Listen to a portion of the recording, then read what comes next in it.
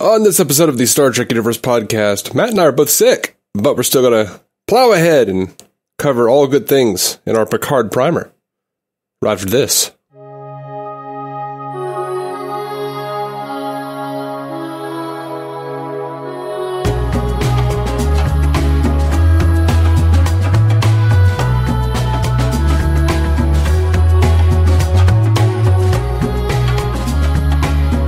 Welcome to the Star Trek Universe podcast. My name is Matthew Carroll. I'm David C. Robertson. What's up, buddy?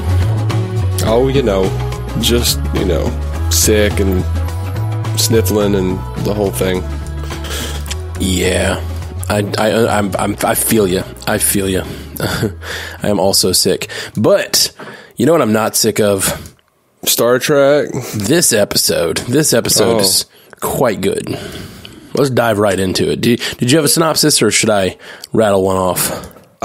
I've got the one from Memory Alpha. Picard learns from Q that he is the cause of the annihilation of humanity and begins an incredible journey through time from the present to the past when he first took command of the Enterprise to 25 years into the future.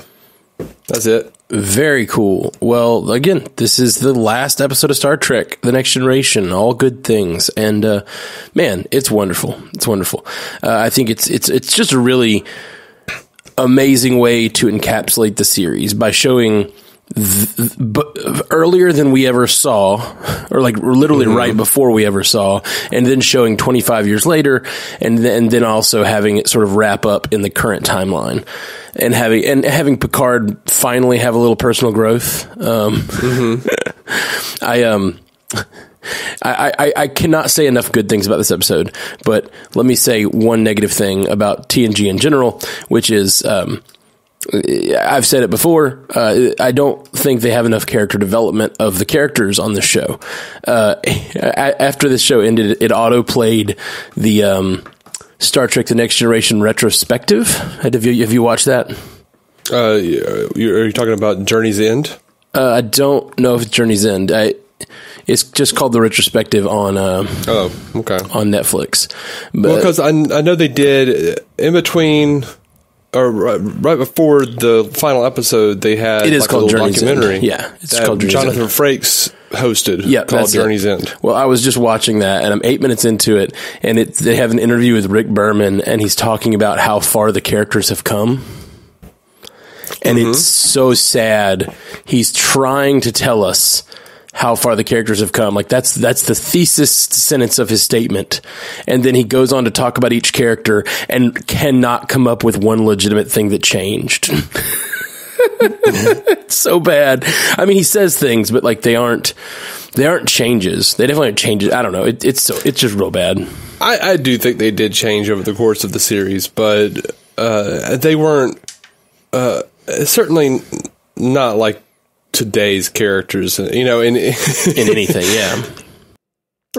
What was even more sad is I saw an interview that Rick Berman did, a 3-hour interview, and just a few years ago, and Rick Berman couldn't remember the names of the characters.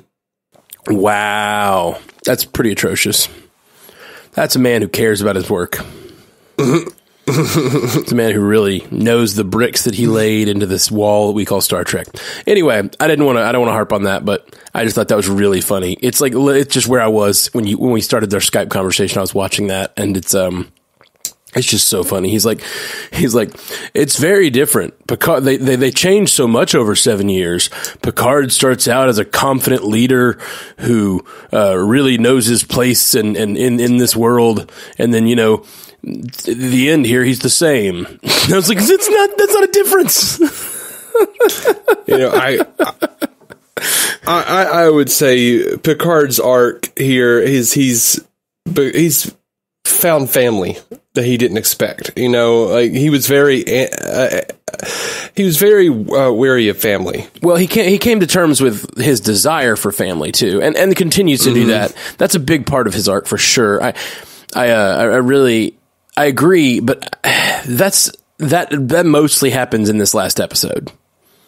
Like, I feel like they gave him a little bit of an arc, like something to achieve in this last episode, which was his, like, obviously sitting down at the poker table. Like, that's his entire arc for this show. is him finally deciding to join them for the poker game, which is nice. It's a nice way to end the series with the one piece of character development on the show. I'm exaggerating, obviously. There's some character development here and there, but most of the changes that Berman mentions, he's like, at the beginning, Data was very robotic, and over time, he whatever. And it's like, yeah, that's not really true. He was kind of less robotic at times in the beginning and more at other times. And yeah, it's just kind of, I feel like most of the actual changes in the characters are more like almost production changes where the people who playing them kind of figured them out, or the people who writing them kind of figured them out. More so than intentional development. But anyway, let's not harp on that, because this episode, for all of TNG's failings, which, I love TNG. I really do. But this episode is one of the shining moments of TNG. I love it. Yeah. I agree. You know about the Endgame connection to this episode, right? Avengers Endgame? Oh, I mean, if I sat around, navel gazing for long enough, I could probably come up with it. What's the connection? It's really interesting. When Kevin Feige was being interviewed about what they were going to do with Avengers Endgame. Oh yeah, he said he drew a lot of inspiration from the way they ended The Next Generation from this episode, and I think that is so cool. And when you're rewatching it now, you really can see the jumping around in time. Obviously. Spoiler alert for Avengers Endgame, I guess.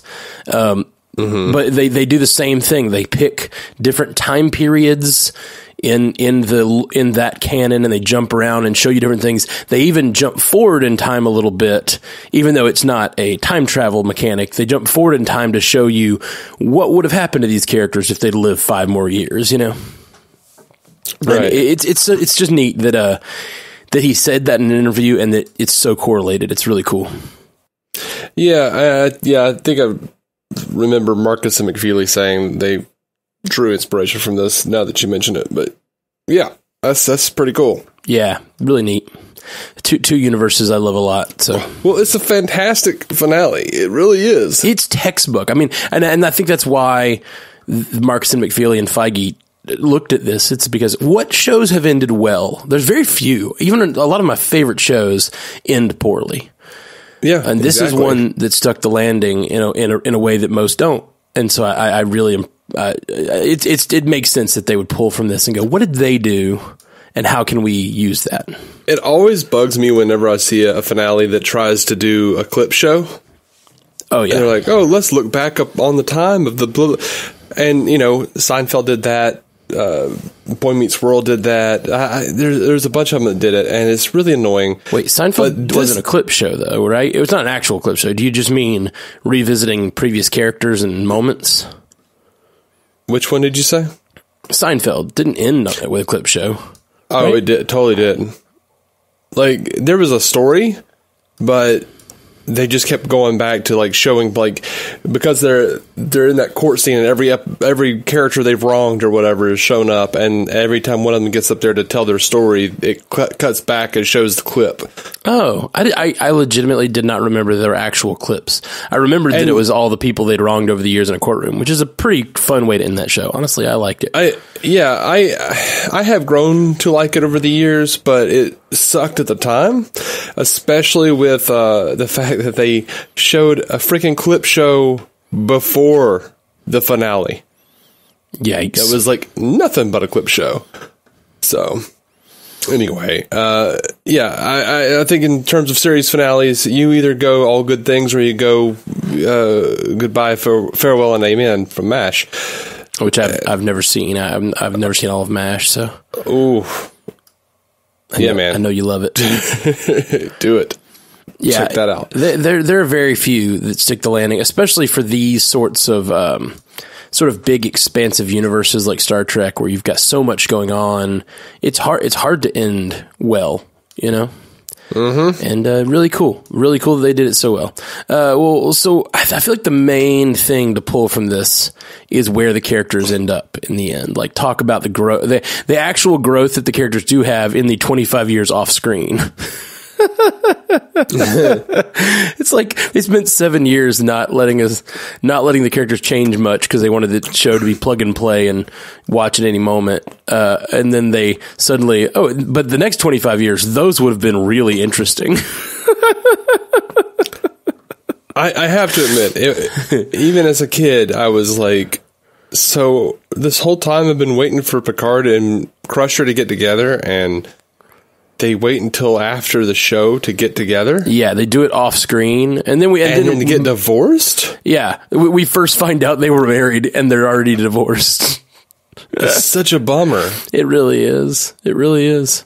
Also, there are definitely some weird inconsistencies in this episode, like Warp 13. We know from later Star Trek that Warp 10 is infinite speed, supposedly.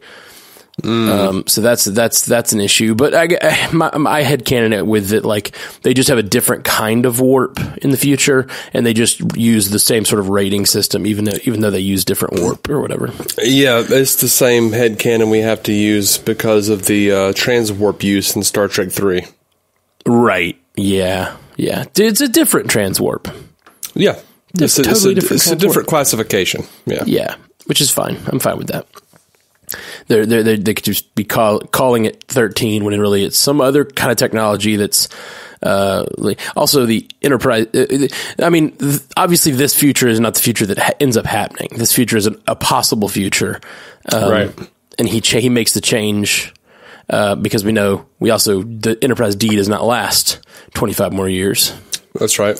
But I did like that Riker got his hands on the Enterprise in this episode. That was cool. Mm-hmm. Although it was one thing when it's the flagship to be like, I want to be the man in the chair on the flagship, you know? Mm-hmm. It's kind of another thing when you're just like still on the Enterprise after 32 years and you won't let them decommission it because you just like have a fetish for that ship. You know? It's kind of sad. It's kind of a sad thing ending for Riker. It's his home, man. That's been Riker's whole bit. Is he was a career. His arc follows Picard's arc in a lot of ways. Like he was a man who didn't have a family. He had issues with his family. The small amount of family that he actually had, but he was a career man.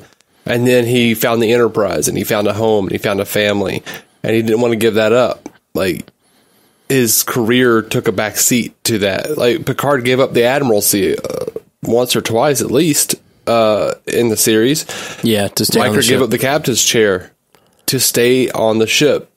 It's supposed to give us an affection for them that they're doing what they love, which is cool. But I still feel like sometimes like they're wasting their potential / not doing the things they need to do for themselves or for the Federation. You know, it seems weird. But it's Star Trek. Their goal is it career advancement. Good Lord, their goal is personal fulfillment, like, right? And exploration, and to see new worlds, and yeah, that's another thing. That's another good point that you have to consider. Like these guys have been on several different ships leading up to the Enterprise. Are you telling me that all of those ships had interesting life and death consequences missions every week? Yeah, they're just no, that's the thing. It's the flagship, and it's out on the edge of exploring space. And on the raggedy edge. On the raggedy edge, man. Don't push me. Yeah. Okay, so that's Riker. We kind of talked about Riker. Troy's dead. So that's where she is. Yep. I found that very emotionally satisfying to see the two of them at odds, and like, you know, it's exactly the kind of thing I wish this show had done more of. Kill Troy. No, I mean have tension between two of the characters in this way that like neither of them is wrong, but it's an emotionally complex situation, you know. Mm-hmm. And I really enjoyed that with him and Worf and Troy, like the sort of love triangle that develops as the future goes on, and then she passes away, and that leaves this rift, and that's a really cool thing to do. I felt like the Data stuff was was fine. Like it was neat. It was neat to see him teaching with emotions and have a. I almost felt like they were like setting him up with his own little sitcom where he like sits and has this like sarcastic maid. I don't know. It was funny. That was enjoyable. It annoyed me that not that part of it, but the Data is like one of the big sticking points of this episode for me. In what way? And it's a little gripe, and I'm just annoyed because they imply that he doesn't age. Oh, right. And they in other episodes they have said he does. I mean, it was like just a few episodes before this one. Right. I thought the idea was that he can age. He does age. Okay. Period. He does age. He has an aging chip. Well, I'm assuming if he has an aging chip, it can probably be programmed to age in any way he chooses. Yeah, I guess so. Maybe. But I mean, we know from like First Contact, he can like turn his emotion chip off when he wants to. So I'm assuming he can do similar things with other chips. I guess he decides to stop aging, but puts the streak in his hair to add distinction. I don't know. It's stupid. It's stupid. Yeah, it doesn't bother me. I think it's kind of cute. Yeah, that's the problem. That's the problem. I agree. Right there. It's not it's a little cute, but honestly, all of this ending, with the exception of the, I don't know. I guess you're right. I guess it's the most cutesy thing they do in this episode. It's like in a previous episode, they came up with a viable solution for why the character is aging, because it's not like we haven't noticed that he's been aging the last 7 years. They even work it into the plot of an episode. Subsequently, they completely just act like that is not even a thing that happened. Yeah. Just for jokes, for stupid little jokes. And, right. You know, I love stupid little jokes, but not when it comes at the expense of actual canon and you know, established lore. Right. You can have other stupid little jokes. Yeah. I'm fine with other stupid little jokes, yeah. It could even be really the same stupid little jokes, just him a little older. Yeah. I'm not a tonal gatekeeper. Yeah. I've realized it about myself, and I still haven't decided if it's a failing of mine or if it's something that I am just hardwired to do. So I need to just embrace it about myself. And I love canons to make sense. That goes for real life as well. Like if I'm looking at a belief system or a philosophy, like it needs to make internal consistency for me to like buy in, you know? Right. It's inevitable that we're going to get canon breaks like that. Right. But it's just always aggravating. And if I notice it, I'm going to mention it. Yeah. Because, you know, it's how we're hardwired. Yeah, if you're, I mean, a lot of people will say, oh, it's just a TV show or it's just a movie or whatever, and that's fine if you can sit down and ignore things you've seen previously and it doesn't bother you. Well, that's good for you, I guess. But for me, I'm like, you're telling me a story. If you contradict yourself, I feel like you're lying to me and it takes me out. Mm-hmm. Or I feel like you just don't care. Yeah, absolutely. Okay. What other characters we mentioned Beverly. It was neat that they got married. I love to see her as Captain. Captain Crusher, or actually Captain Picard. Yeah, which was neat. I part of me does like the idea that they were telling the fans, we know you've been wanting this, but here's why it doesn't work. Right. Even they thought it would work for a second, but it didn't work. Yeah. And if you look at it over the course of the show, they've demonstrated time and again they might be attracted to one another and care about one another. But Beverly often disagrees with Picard. Oh, yeah. Like, often thinks he's a dick. We've talked about the lack of conflict on the Enterprise, but it doesn't really... That is not true of them having differences of opinion, and they are often two of the more vocally, differently opinionated... Appended? Appended. Differently appended. He's got 3 arms. She has 1 arm and a hook. All right. Let's. Any other characters that we haven't gotten into? I think it's interesting that I don't know. I sort of feel like it's interesting. Like I feel like they're sort of playing up this like notion of Worf and Troy for just a second, just to give Worf something to do. And poor Troy didn't get anything to do except die. Right. But like there was only like one episode before this that actually dealt with Worf and Troy kind of being into each other, and it was like a dream or something. Oh, really? Yeah, I didn't really. I remembered that was a thing at the end of the series, but I don't really remember how much. And I haven't rewatched this entire season. I think it was one episode where Worf was like, "Oh, that could be a thing." Because he thought it was a thing, and then it was like a dream or something. Yeah. It is a union that I find that most fans are not happy with. It was kind of weird and unnecessary, but I like what it did for the final episode. I really do. Mm-hmm. It gave that tension to Worf and Riker, but that's kind of an example of fridging, for sure. Making the two other male characters more interesting by letting her die.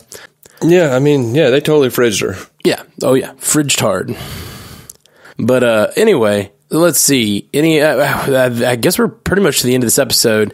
What do we think we learned? Anything about Picard's character that is going to be important to the Picard series? Well, I expect that. I expect some mention of the Ironic syndrome. Yeah, I would hope so. I wonder if with 30 years notice or whatever, he was able to take care of at least the symptoms or whatever. Yeah, and it looks like he does wind up back at the vineyard, which is interesting. Yeah, it is really interesting. When you go back and look at family, he mentioned that he didn't want to leave, or he wasn't necessarily disinterested in the vineyard. Right. Yeah, it wasn't his home. His home's among the stars, but then we talked a lot about it when we watched Family. But yeah, he goes to the vineyard to find himself after a tragedy, and it sounds like something is going to happen that kicks off Picard that is so tragic that he goes home, and there is no family there to sort of remind him who he is, and as we know from Generations, so we'll see. We'll see how that all shakes out. And it sounds like he's been there a while, is the impression I got based on the descriptions of the synopses of whatever. Yeah, I'm interested to see what happened. We know something really bad happened, and as we know with Picard, when something really bad happens, he goes back home. Yeah. So that's definitely interesting. I wonder how much, if we see these other characters, I wonder if Geordi will have a similar job. He was working at the Daystrom Institute, is that right? I believe so. Or back, he's working somewhere building ships, basically. Yeah, and he was married to Leah Brahm. Leah Brahm. See, who is that? She was the woman who basically designed the Enterprise. Remember, he fell in love with her in the holodeck, and no. Then later on, actually met her. I don't remember that. That's cool. I knew that they mentioned Leah being his wife, but I didn't remember that she was in the show otherwise. That's cool. Yeah, that was some deep canon, man. Neat. Okay, cool. Well, I'm excited about it. I'm excited to see more and see how much they tie in from this. Yeah. My favorite thing in this episode was Q. Yeah, Q is great in this episode. Q is really wonderful in this episode. I love the idea of picking up where the pilot left off and being like, the trial never ended. We've been watching you the whole time. And we see in another great piece of development. We see Q's development in that he actually is actively helping them in this episode. He's not the cause. He is allowing Picard to shift through time so that he can figure it out. He's giving him a fighting chance, which was interesting. It's almost as if he's been doing this trial all these years to see if this little species is worth saving, and now it's the trial is they've passed the trial, and now he's actually helping them, and that was kind of neat. Absolutely. And it's part of me, it's like would have been good if we never got Q again after this. Yeah, although he does say, I'll be watching, and if you're lucky, I'll visit you from time to time. So I'd be happy to see him again. It'd be interesting. It'd be really interesting if they bring him into Picard at some point. All right, here are some of my favorite quotes from the episode. I love the bit where, like, Troy is talking about, like, dude, we were strolling barefoot along the beach, blah, blah, blah, ocean breeze, stars in the sky, and the most you could say is stimulating. And Worf goes, it was very stimulating. Yeah, that was really great. I like seeing Worf in love. One of my favorite things is from the episode is when, in the future, LaForge is walking up to Picard and says, Captain Picard of the bridge, Captain, we've got a problem with the warp core, the phase inducers, or some other damn thing. Some other damn thing. Like, whenever there's a progression of things listed in a sentence, I always think, and some other damn thing, because of this episode. Oh, yeah. I've totally heard you say that before. And it's such a great little call out to the technobabble, too. So that's pretty awesome. I love when Data is like, Q's interest in you has always been very similar to that of a master and his beloved pet. That was only an analogy, Captain. Yeah, that's awesome. I like Data still doesn't fully understand. I really enjoy Picard being called an obtuse piece of flotsam by Q. And of course, the fantastic line from Q that they ran ad nauseum in the commercials for this thing back in the day when it originally aired. May whatever God you believe in have mercy on your soul. Yeah, I vaguely remember that. Now this is an interesting quote, and I'm hoping that this is something that they do in Star Trek Picard. We know that we've got a second season coming. We know that they have a 3-season plan. But Q says to Picard, that is the exploration that awaits you, not mapping stars and studying nebula, but charting the unknown possibilities of existence. Interesting. Yeah. I'd like to see Picard deal with that more. I feel like the original series crew dealt with that sort of like metaphysical craziness more than the Next Generation did. And of course, one of the best lines of the episode, I should have done this a long time ago. Oh, yeah. That last moment. And Troy telling Picard, you were always welcome. That was touching. Yeah, for sure. And it makes me wish that he had done it a long time ago. Yeah, man. That we'd gotten to see it. Yeah, me too. I wish this had been a more slow progression of him, or even like getting a sense that he wanted to be there. I just wish they'd done more with that. All right, trivia. Brandon Braga and Ronald D. Moore actually wrote All Good Things and later drafts of Star Trek Generations simultaneously, and it led them to mix the stories up. And I can see how that would be a problem here.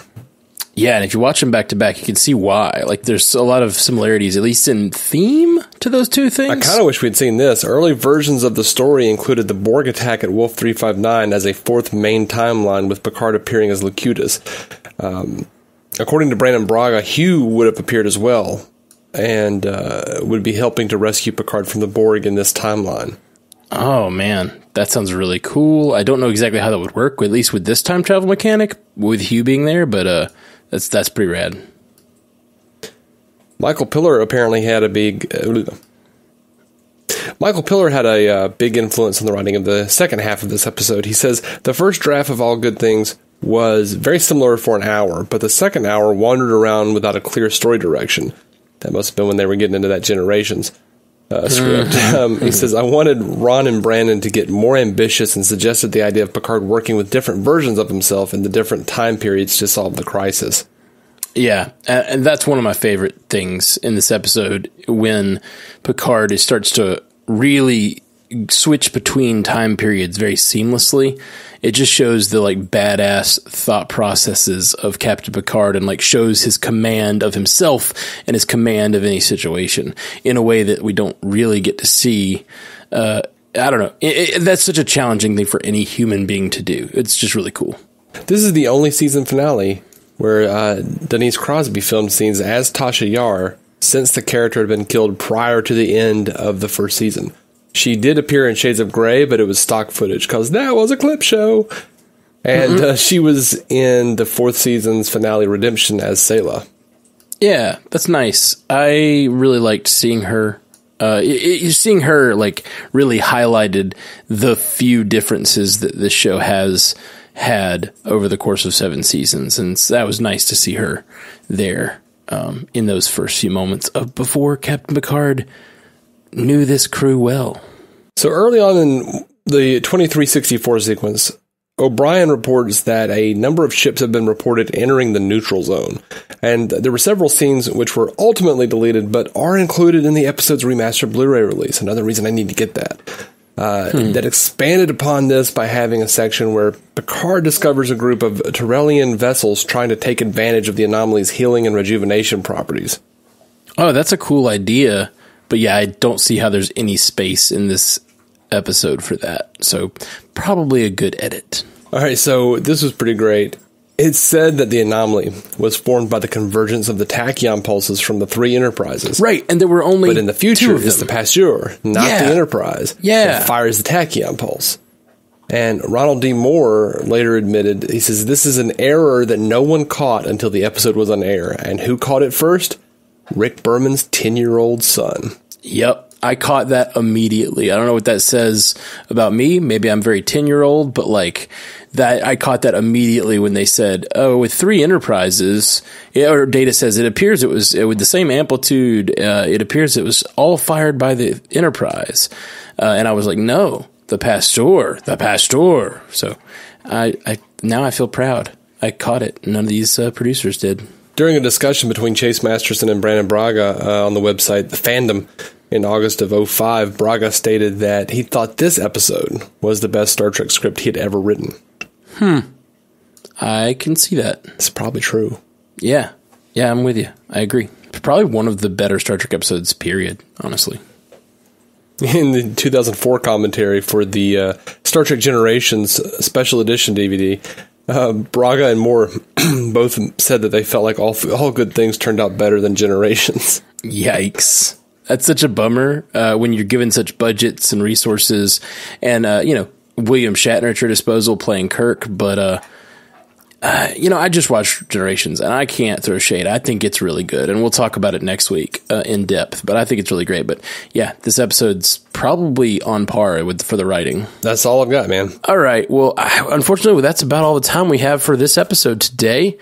So we're going to let you go. And we're going to ride out with another new song based on this episode, All Good Things. This is another one that came out kind of loosely based on the episode. I enjoyed writing it a lot, but it's basically based on the idea of Picard not letting anyone in to see who he is because he thinks that he needs that separation so that he can have a leadership role. And I kind of ran with that idea and how it sort of like tied into my own emotional experience. And it sort of it ended up with this weird, haunting digital instrument recording where I affected an old man voice and talked about how time was short and we should be more open with each other. And yeah, have you even heard it yet, Dave? No, I haven't had a chance. Okay. Yeah, I'll send it to you. No, it's fine. Listen to it right now here on the podcast. This is All Good Things.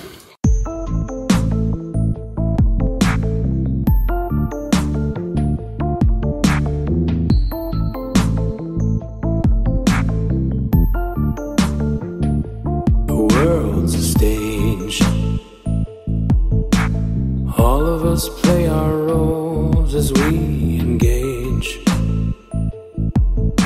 With everyone we meet, yeah, we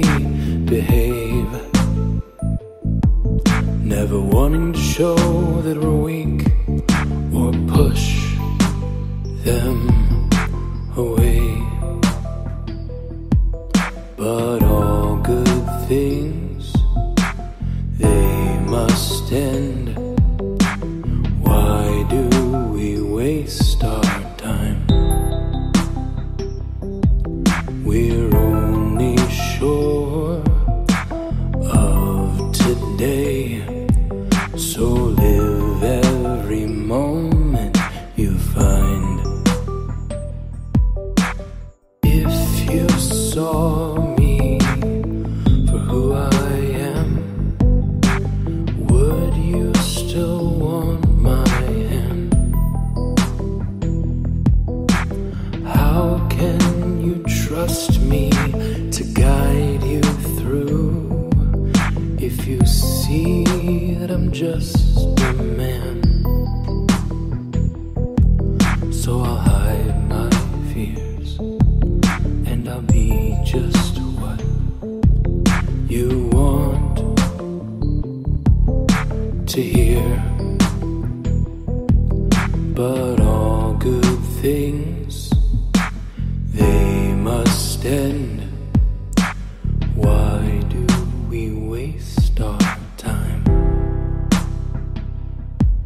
We're only sure of today, so live every moment you find.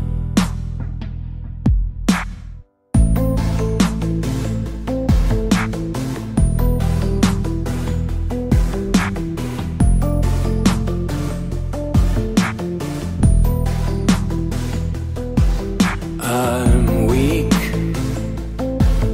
I'm terrified, I'm lonely most every day, and I surely don't have the faith in me that your eyes seem to give away. And your kind words of comfort mean nothing at all. Like lies on my ears they fall. 'Cause that man that you know is just what I choose to show. But all good things, they must end. Why do we waste our time? We're only sure of today, so live every moment you find. To reach out to us, hit us up at StarTrekUcast.com, at StarTrekUcast on Twitter, or search for the Star Trek Universe Podcast on Instagram or Facebook.